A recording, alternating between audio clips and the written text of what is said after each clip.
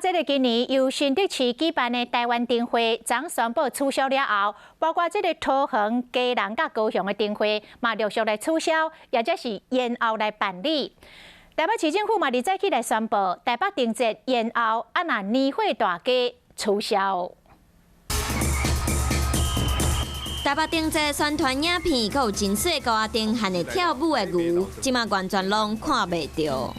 现阶段不适合举办大规模的群聚活动，所以联络大街的实体活动取消，台北灯节延后。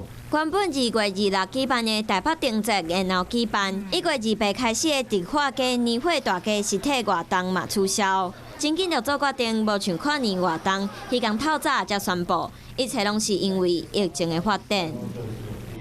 它都必须要建筑在一个科学证据上面。那昨天当然各个县市他们都做停办的动作，那我们第一时间先去确认我们到底花了多少钱，我们现在制作的程度到哪里了，我们会有多少的损失，这些都不是一个下午可以处理的。强调拢经过详细查证，郭文铁讲只要无政治干扰，拢相信专业。不过即马活动无要举办，损失要安怎？台北市所有委办的合约都应该有一个相当的 SOP。 透过政府做庄，你知道吗？把这个风险管理，不要让那个战役的承包商来负责嘛。